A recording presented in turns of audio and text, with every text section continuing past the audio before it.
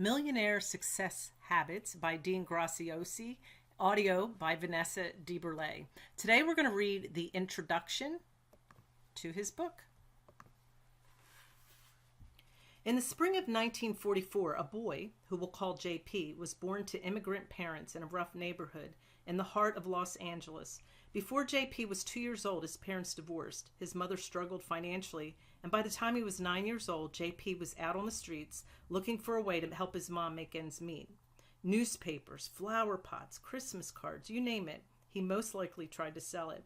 When his mother could no longer take care of JP and his brother, the boys were placed in a foster home. As a teenager with no parental guidance, JP fell into the wrong crowd, joined a local gang, and struggled to pass his classes as a student at John Marshall High School in Los Angeles. One day, in 11th grade, JP's high school teacher caught him and his friend Michelle goofing off and passing notes in class, and proceeded to make them both stand up in front of the room while he proclaimed, "See these two? Don't hang around them because they're not going to amount to anything. They'll absolutely never make it in any business." JP may have not realized it at the time, but moments like that are what start to create life habits, successful ones, but also bad ones that can hold us back from our full potential. JP could have said to himself, "I'll never amount to anything," but instead he said, "The hell with that guy, I'll prove him wrong." JP developed his first success habit on one of his very first jobs. He said, "I worked all of my life, starting from 9 years old. I had things like paper routes at 11 years old that I continued throughout high school. I even worked for a while at the local dry cleaner, sweeping the floors and doing odd jobs for an owner that was so tight with money that he squeaked when he walked. I was working as hard as I possibly could for a mere $1.25 per hour. Then one day after school, he called me over and said, 'Last night I looked behind the cabinets and there was no dust. Then I picked up a rug, no dust. You clean this place as if I'm watching you every minute.' I said, 'You hired me to clean, and my job is to do the best I can.' He was so pleased he gave me a raise to $1.50 an hour. For him to do that, it was like I won an Academy Award. And to be honest, I learned an important lesson from this period of my life. Successful people, whether they're working for somebody else or working for themselves, do whatever they do to the best of their ability, as if the boss is watching them every minute or every day. I learned that in everything you do, always do your best. Some may believe that this makes you a foolish yes man. I believe that doing your best is just one of many success habits you should develop. The benefits are numerous, varied, and significant. In this instance, his habit helped JP complete a mundane task in the present and complete it well, and led him to tasks in the future that he loved. Before continuing with JP's story, I'd like to tell you a little about success habits and how this book will help you to make them your own. I'm going to show you a path and process that will allow you to adopt success habits so they stick. You don't have to flip your world upside down or try to force new habits overnight that disrupt your life and cause you to go back to where you started. Rather, you can make barely noticeable small shifts in your daily routines by nudging out those things that don't serve you and replacing them with habits that create a path to wealth and abundance. It doesn't matter if you're an entrepreneur, a business owner, an executive, an investor, an employee, or a young person just starting your first job. The habits, principles, recipes, and exercises in the coming chapters will give you a competitive edge, capitulating you to that next level.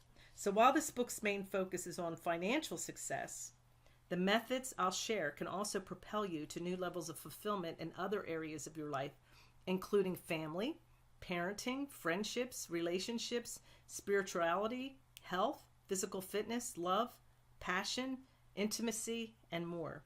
No matter what anyone has told you in the past, you are entitled to and can possess fulfillment, joy, and abundance in all areas of your life. I'll help you develop these habits during a variety of methods. I'll share amazing stories of hugely successful people I know and how they learned and applied the behaviors and routines that allowed them to become high achievers and earners. I'll provide exercises for you to develop and practice new habits, and I'll offer you some stories from my own life that I hope will inspire and instruct. More about all this a bit later. Now let's return to our friend who, when we last saw him, was sweeping floors with great effort and skill. JP proceeded to graduate high school, but didn't go to college. Instead, he joined the U.S. Navy and served 2 years on the aircraft carrier USS Hornet. After the Navy, JP held various low-paying jobs, including working as a janitor, at a gas station, as an insurance salesman. He worked briefly for Redken Laboratories, but was fired after a disagreement with his boss. He even took a job as a low-paid door-to-door encyclopedia salesman. Now, looking back at that time, JP says he learned another important lifelong success habit. I would knock on 50 doors and all 50 would be closed in my face. So I had to learn how to be just as enthusiastic on door number 51 or 151 as I was on the first door. He learned to overcome rejection, communicate with people by listening to them, and how to persuade others to take action. Even though this was not a dream job, he didn't realize at the time that he was building some of the key success habits that would allow him to achieve breakthroughs later in his life. At the time, though, they helped him persevere.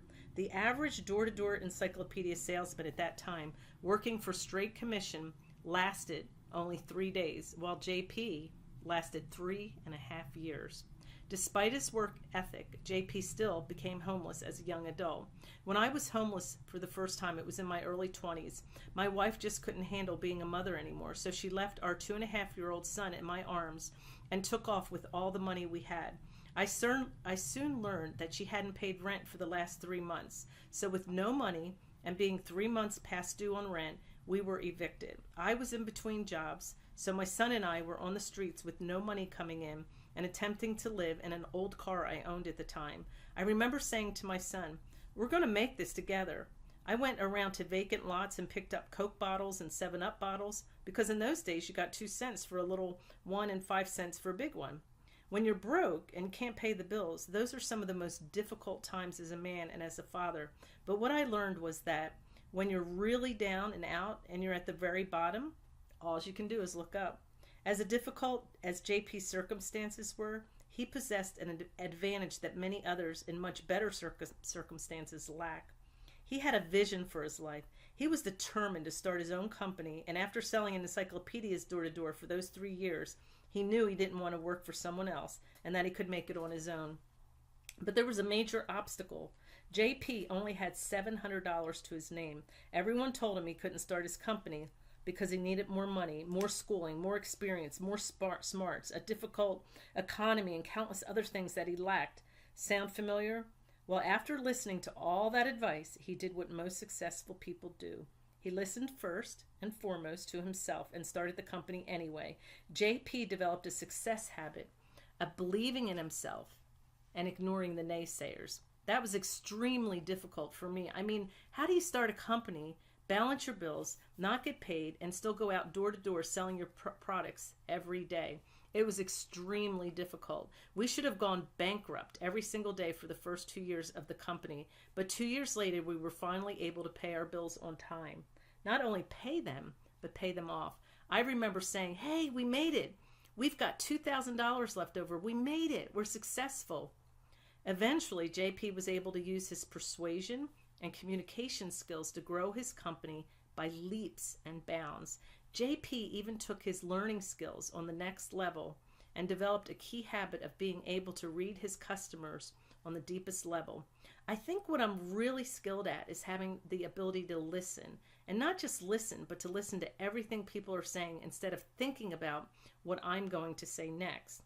That took a while, but I think I eventually got pretty good at that.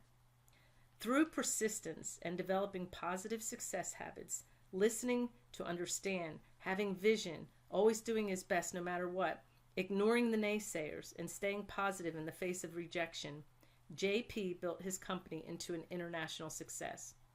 Perhaps you've heard the old saying, it's not where you start, it's where you finish. JP is living proof of this adage. He started with nothing and rose to become one of the wealthiest people in the world. In 2015, Forbes magazine listed him as number 234 on the Forbes 400 list of Americans with a net worth of $2.8 billion. JP's full name is John Paul DeGiorgia. He's the founder of the Paul Mitchell line of hair products, Patron Tequila, and a dozen other successful businesses. DeGiorgia often advises young entrepreneurs to develop positive habits, believe in their gut instincts, and take risks. He says, you can't just let other people get you down. I mean, what the heck do they know? I was told, no, you can never enter the beauty industry dozens of times. Everyone would tell me that there's too much competition and I have no money. I even laughed as when I started Patron. People said tequila at $37 a bottle. Are you kidding? I can buy tequila for $4. So go with your own gut feeling and always do something good for someone else. Though I love all of John Paul's story, I relish that early admonition of his high school teacher who told John Paul and his friend Michelle they'll never amount to anything. Well, to say that they proved their teacher wrong is a gross understatement.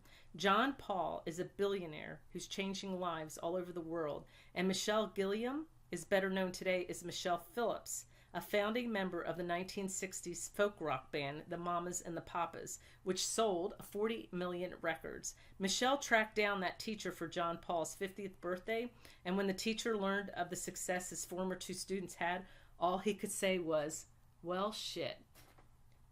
Success habits will put you on a different path. You know, hearing a story like John Paul's can be inspirational. It could be that Rocky story or that Rudy story or the story of the underdog who climbs his way up and makes it happen. But as inspiring as John Paul's story is, in a way, it could also make you second guess your own abilities. You might think, I'm not what John Paul is. I can't do what he did. Maybe I don't have the energy he does or the nerve he does. If this is your thought, then realize that at this moment, it doesn't matter where you've come from. It only matters where you are and where you want to go. But you've got to make the commitment to get there. You could be doing 1,000 other things other than listening to this book. In many cases, you could be doing busy work that dulls your senses and makes you carry on that status quo life that is less than you deserve. Humans are busier now than they've ever been in the history of time. I love technology, but with all of the advancements to make our lives easier, it really just allows us to go faster. Let's face it, what it has really done is made everyone flat out busier. With text messages and emails buzzing in our pockets, our constant availability for phone calls and hot new apps and social media on our phones, we are more distracted, more unfocused, and more enmeshed in sweating the small stuff than ever before. And this leads to many of us feeling like we're sprinting every day but really not getting anywhere. Well, what if I told you it's true? You are going faster than ever before, but you may be on a treadmill and not a ladder. Fast is only good when you have the right path. Otherwise, all you do is get lost quicker. When you have the right success habits, you get to go fast in the right direction because you know the destination in advance. I promise to share these habits in a way that will allow you to digest them and use them with ease. It will soon become apparent how you can quiet all the other noises in your life and expose the clear path to your next level. Let me tell you why this time will be different. Like John Paul, you'll see a growing number of small shifts you can make now that will have a massive impact down the road. When I was in special reading in 7th grade, I was mocked by my own teacher, Miss Thompson, just as John Paul was. She told me I was stupid regularly because, unbeknownst to me, I had dyslexia and had trouble wrapping my mind around reading and spelling basics. I just couldn't figure it out. But there is, of course, a silver lining to those struggles, and even a silver lining to Miss Thompson's misguided motivation. In fact, there were a lot of silver linings that came from that situation, but one specifically that will benefit you as a reader. My unique ability emerged from not being able to read and comprehend like other kids. Because of this handicap, I became a visual and audible learner who knows how to create easy-to-follow recipes for success. And following are some recipes that are much faster than trying to figure something out from scratch or through trial and error. Recipes save time. Having the right recipe can get you to success quickly. If you wanted to recreate for your friends and family the tongue tantalizing taste of the spaghetti and meatballs from your favorite Italian restaurant, there are many ways to go about it. You could go to Italy and study Italian cooking for months. You could go to the Culinary Institute of America in Hyde Park, New York, and study for years to get a degree in Italian cooking. You could try recipe after recipe, searching for the secret sauce. Or maybe you could wait until Sunday when the chef worked a 12-hour shift, and as you see him walking wearily to his car, approach him and say, "Hey chef, I love your spaghetti and meatballs. I'm not in your business and I'll never be a competitor. I just want to make your spaghetti and meatballs for my family. And truthfully, I don't want to waste any time. Could I give you $100 and you give me the recipe?" You can then go home and make the spaghetti and meatballs that taste just as incredible as the chef makes them. And you can do it that very same day because now you have the recipe. This book will give you a different type of recipe. That's what I do, create recipes that get people the results they want faster. There are probably a million options that exist to help people achieve success. You've probably read personal development books or maybe even gone to a motivational or inspirational live event. But for some reason, maybe it didn't stick at the level you wanted it to. That's why you're listening to this book. And I don't take that lightly, not in the slightest. Here's my promise to you. I have recipes to help you make tiny shifts in your habits that can make you unrecognizable to yourself down the road. We only need tiny shifts in our millionaire success habits today to be completely different in the near future and for years to come. When I decided to write this book, I reflected back on my own life for the past 25 years and figured out the habits and the shifts I've made that put me where I am today. And that's what you will get from this book. Small shifts yield big results. This book isn't just based on my personal journey to success. It's filled with the universal principles that don't work just for me, they'll work for anyone. I went on a quest to discover the shifts and the habits used by billionaires, top athletes, business leaders, and some of the world's thought leaders, people whom I knew through my work. Many of these individuals started at the bottom in much harder times than we can imagine today. And when I extracted their strategies and viewed them within the context of my own personal strategies, I identified the tiny shifts that have made the difference in our lives and will make the biggest impact in your life. That's what this book has, and that's what this book is going to deliver. It's going to show you how to replace old habits with new ones that will help you make the leap to the next level of success. I'm grateful that you picked up this audio or this book and have come even this far. Please don't stop now. Most people buy a book because of the title and let it sit on a shelf, hoping that by some magical power, that the knowledge and action steps will transform into their brain. I know that you're busy and that it takes time and will to read a book. And that's why I'm sharing this with you today on audio, so you can listen to it while you're driving. But I urge you to make the time and apply the will to keep on listening. I promise I will do everything in my power to keep it compelling and exciting, but also to deliver the tactical strategies to take away habits that are not currently serving you and replace them with success habits that you can grow your life, your wealth, and your joy exponentially. Believe me, I know you may feel like there's no extra time for you to implement these habits into your life. I know you're not sitting around listening to this book right now with 5 extra hours in your day. But as you'll see throughout this book, it's like removing a battery and putting in a new one. I've already shared this, but it's worth repeating. You don't have to add time to learn new habits. You just have to replace old habits. To do so, you need to recognize the counterproductive routines that you've fallen into. Once you acknowledge them, you will see how realistic it is to be able to switch them out. There are a million different paths to success, but with all of these options, I have learned that the fastest way to success involves one option above all the others.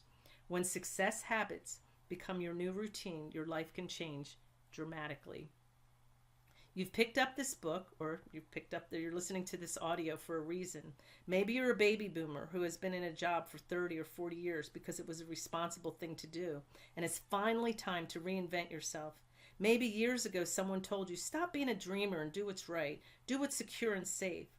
And what you are doing has dampened your enthusiasm for work and life, especially when you know you were meant for so much more. Or maybe the world has made you insecure and you're staying in a job that has you living day after day just hoping something will change. Maybe you have your own business and it's not doing so great, or it's time to take it to the next level. Or maybe your back is against the wall and money is tight and you need a new path. It truly doesn't matter who you are or what your situation is. Whether you're a college student, unsure if the world still has the opportunities that your parents had, or you're someone ready to tap into your full potential and start something new, this book, this audio can help you and you to take control of your life. It's time to stop being the thermometer of life and to start being the thermostat. Stop hoping a break will magically come. You can create your own break and do it as much faster than you could ever imagine. But before we get into the how of it, I want to share with you the why. All right, we'll start chapter 1 in our next audio. Thanks for listening today. Before you leave, I'd like you to hit like if you've enjoyed the audio, subscribe to my channel, and check out some of the links I have below. I will be reading every chapter, so check out my playlist so that you can listen to the whole book, and hopefully you enjoyed it.